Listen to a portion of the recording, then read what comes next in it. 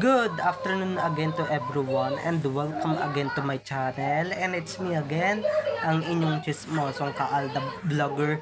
Gusto ko muna ulit magpasalamat before anything else sa mga subscribers ko na mga walang sawa na tumatangkilik, nanonood, sumusuporta at sumusubaybay ng mga content ko here on my YouTube channel.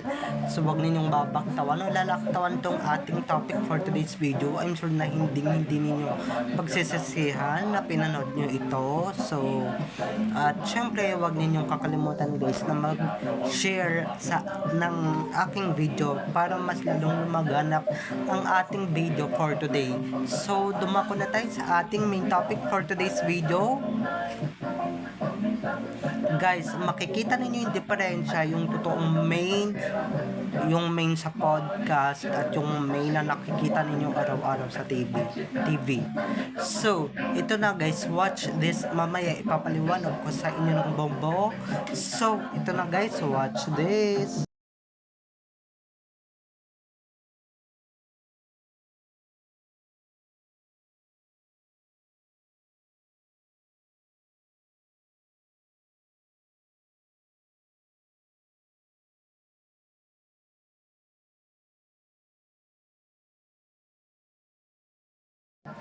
At kung nakita nyo na ngayong recap, so once again sa ATT o sa mga admins, dumako na tayo sa ating main topic for today's video. Gaya nga ng sinabi ko kanina, makikita nyo talaga yung mga differences ng mga main windows. Sana nakikita ninyo sa mga screen nyo ngayon or sa mga Androids nyo ngayon. Dahil ito nga, ipapaliwanag ko na lang ng bonggang-bongga. Yung nakikita ninyong main sa taas, pati yung main sa podcast, si main talaga yun guys. Okay? 101% or 1000% talaga. Sure talaga ako dun si main Mendoza yun.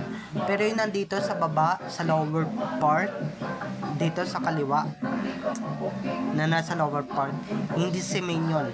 Okay? Si Clowny yun. Yung si Clowny yung may tinatakpan ng mga chismis sa kanyang katawan. Pero pag walang camera, talagang unti-unti niya nang nilalabas.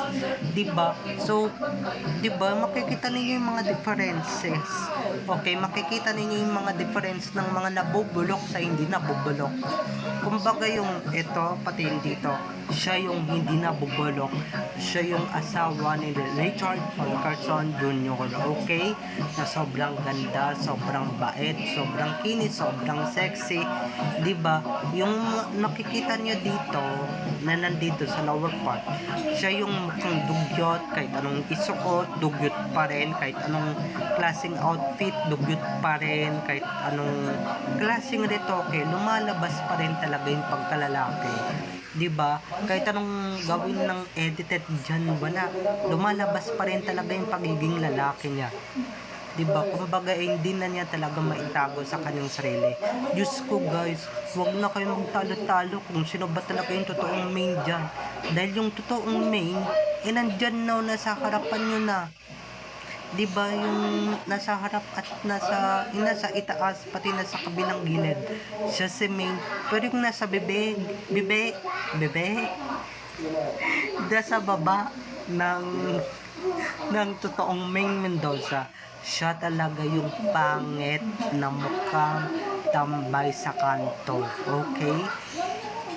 There's anything wrong with that.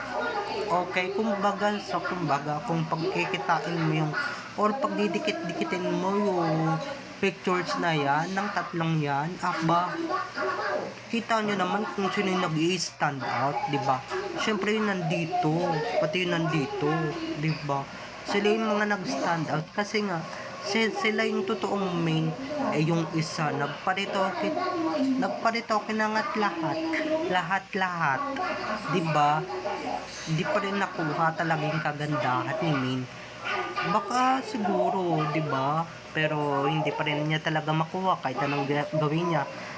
Kahit napalaklakin nyo pa yan ng glutathione or whatsoever, hindi niya makukuha talaga si main. Dahil si main, ang layo guys, ang layo. Yung isa napakaganda, di ba, yung nasa podcast din data talaga, alam kong alam ninyo na lahat kayo nanood din ng podcast ng Itbulaga noong July 16. Diba, nung 2025 or neto lang 2025 dahil 2026 di pa tayo nag-July. Diba, doon yung makikita na you couldn't imagine that Maine Mendoza looks like so pretty. Okay, unlike you see on Itbulaga, you watch Itbulaga every day, you see Maine Mendoza. Siyempre, yun may papakalat nila na si Maine talaga yun, kahit naman hindi naman talaga, di ba? Pero ito nga, ang sir, di ba? Kung magpapacheck up lang talaga yung mga viewers ng Itbulaga, magpapacheck up lang sila. Pati yung mga tanga, magpapacheck up din at magpapatingin din ang kanilang mga mata. Baka mamaya malabo na yung mga mata nila kasi nga puno-puno na ng katarata, magpa-opera naman sila, di ba? Kaya nga mga ka-ADN, kahit sobrang labo, sobrang lumilinan sa kanila na siya talaga si Maine, di ba? O baka mamaya lumuwag lang talaga yung mga tornilyo sa utak nila, di ba? Kaya naghahalusinate silang si Maine yun. Eto nga, di ba?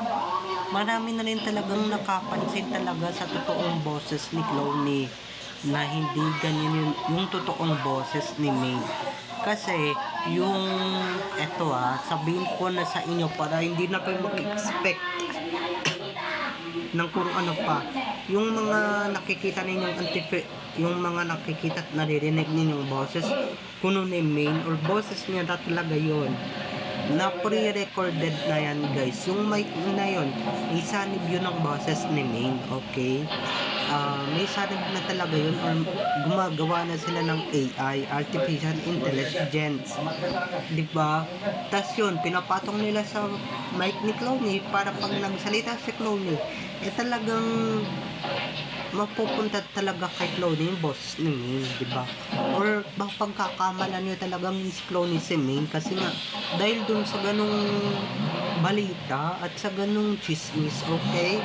Yan yung malaking sekreto nila. Kaya nga hanggang ngayon, diba? Kinukumpara pa rin si Clowny yung alaga nilang puppet dyan kay Maine, doon sa totoong Maine talaga ng bonggang-bongga. Pero sorry na lang kayo, diba? Dahil yung mga tao hindi naman tanga at hindi naman sungayan, hindi naman sila pinanganak kahapon para pag-isipan at para mag-isip ng bonggang-bongga, diba? Medyo ewan ko ba dito sa mga mga saltik na rin talaga sa utak eh. Di ba mga hindi na rin talaga alam kung ano ba totoo sa hindi totoo. Dahil ako guys buti na lang talaga yung nagising ako sa katinoan ko, may katinoan pa ako. Kasi 'di ba, alam niyo naman si Emin napakaganda tapos biglang-bigla may susulpot na ganon, 'di ba? Bahala kayo mga tanga naman kayo, mga bobo naman kayo. 'Di ba? Tsaka nyo lang ma-realize talaga na hindi si Emin yan. Pagka narinig nyo na talaga yung totoong boses ni Clowny or totoong boses ng baklang gumagaya kay Emin. 'Di ba? Pag yan narinig niyo or naringgan yung boses ay talagang mapapasabi na ng karna ay tama pala yung sinabi ng vlogger. Diba? Tama, all this time, tama pala yung mga sinasabi nila na hindi naman pala si Emin yung napapanood ninyo. Tignan lang natin talaga kung gaganahan pa kayong manood. Pero, diba, kung nasa studio kayo, if you have in person in the studio or nandun kayo in person sa studio, talagang makikita ninyo, mararamdaman ninyo talaga kung ano ba talaga yung totoo sa hindi totoo, okay? Pero hindi, kung talagang susunga-sunga at tatanga-tanga kayo, di naman namin kayo mapipilit, di ba? Hindi naman namin kayo mapipilit. Wala kaming power na i-please kayo. Okay, wala kaming power na ma-please kayo at syempre ma-force kayo na paniwalaan tong mga sinasabi namin. Okay? Pero yan, di ba? Magpapaniwala kayo dyan. Napakalaking diferensya talaga. Kumbaga, Kumbaga halin tulad na lang natin sila sa Manika. Okay? Dahil yung dalawa, yung nasa taas at yung nasa kabilang gilid, ay magagandang manika. Magaganda yung quality. Okay? Kumbaga yung nandito sa isa, yung nanditong isa, siya yung manikang ugly duckling, yung pangit na manika, yung pangit na quality, yung pangit yung quality, yung hindi inaalagaan, hindi sinashampuhan, at kahit anong gawing paligo, talagang mukha pa rin maasim at mukha pa rin mabaho. Diba? At mukha pa rin talagang masama ang pagmumukha. Yan yung itsura ni Clowny. Okay? Or ikakawig na lang natin talaga si Clowny kay Chaka Doll or kay Chucky Doll. Okay? Yung ganun ba?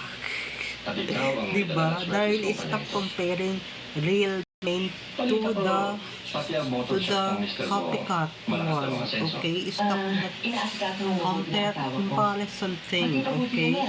Or comparison stop.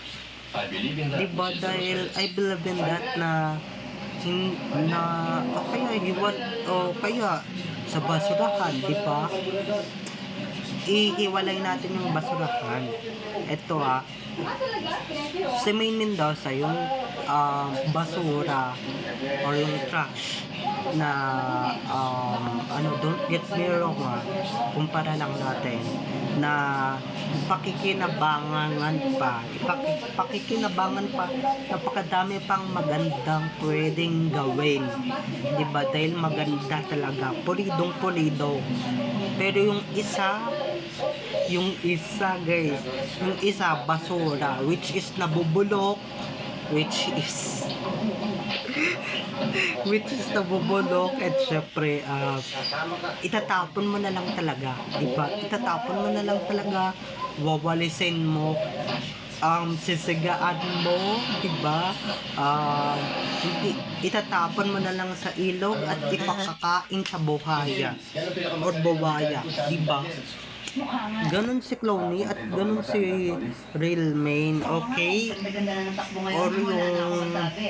Or yung diba, yung mga teleserye, kunwari maganda ka dati tapos bigla kang pumangit, tapos yung pangit biglang gumanda, diba? Yung pangit na yun si Clowny. Okay? At yung maganda si Main, kumbaga high class si Main, super class si Main, yung si Clowny, diba? Kahit anong gawin, kahit anong pilit na magpaka-class, wala pa rin class sa paningin ng mga tao.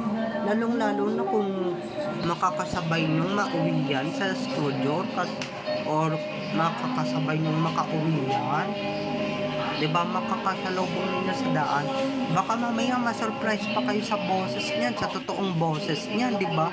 Baka mamaya you surprise to what you hear from Clowny, na tama pala talaga lahat yung sinasabi namin, at tama pala talaga yung mga kuro-kuro ng mga vloggers, gaya ng mga Alda vloggers. Okay? Pero kung hindi ninyo makakasabay, wag, diba? Kung ako sa inyo, umiwas-iwas na lang kasi kayo, diba? Umiwas na lang kayo sa mga ganyang kakapangit na itsura. Dahil tignan nyo nga, diba? Tignan nyo nga sa lahat ng mga nakikita kong picture sa lahat ng mga nakikita kong picture sa Sockmed, siya man lang ang wala akong makitang picture. Alam nyo ba kung bakit? Siguro alam na ng mga tao talaga kung ano talaga yung tunay na identity ni Clowny at kung ano talaga yung tunay na pagkatao ni Clowny. Siguro itong mga netizens na to ay talagang nagising talaga yung diwa nila, diba? Nagising talaga yung diwa, isip puso nila na talagang magigising ka talaga dahil nag-talk ka ng mga vloggers at ng mga influencers, diba? Na hindi si Clowny yan at hindi yan si Main Mendoza, at si Clowny yan at hindi yan si Main. Okay? Kami mga vloggers, ginigising lang naman namin kayo sa mga kahibangan ninyo. Ewan ko ba, hindi ko ba maintindihan tong mga nagpupunta ng Itbulaga na to, diba? Na ba't nila pinupuntan, wala naman na dyan yung totoong Main, diba? Wala naman dyan yung totoong idol nila, wala naman na dyan yung totoong hinangaan natin ng sobra-sobra dati. Diba? Kumbaga yan na si Clooney, oh, yan na yung double ganger niya. Yan na talagang pangit na double ganger niya sa lahat. Diba? Na mukhang lalaki, mukhang brusko, mukhang ang bouncer eh. Diba? Sa sobrang mamasil-masil. At ito kumpara natin yung katawan ni Maine, ulo hanggang paa, walang ugat. At hello, pag tumalikod yan, yung likod niyan, makikita ninyo, napakaganda ng likod niyan, wala tayong masabi, perfect na perfect. Pero si Clooney, Diyos ko Lord, parang lilibag, di ba? Parang napabayaan at hindi. At hindi taliligo, di ba? Parang kaya ako guys, hindi ako sa kapagkusga, pero parang hindi taliligo, parang hindi na kukuskus at mabuti. Yung libang niya dahil sobrang malibag yung tao, di ba? Sobrang makopa-kopa ng likod, di ba? So, babay ng mga ka-ADN. I love you all. Have a nice day. Keep safe. And God bless everyone. Bye-bye. I love you all. Enjoy watching everyone. Have a nice day. Keep safe. And God bless. See you on my next video. Huwag ninyong kakalimutan na guys na mag-subscribe dito sa aking YouTube channel. And syempre, huwag ninyong kakalimutan na i-click ang notification bell para pag nag-upload ako, kayo agad ang unang-unang manonotify sa aking mga susunod pang i-upload ng mga videos. Okay? So, bye-bye na mga ka-ADN. I love you all. Have a nice day. Keep safe and God bless everyone. Bye-bye. I love you all. Enjoy watching. See you on my next videos, everyone. Bye-bye.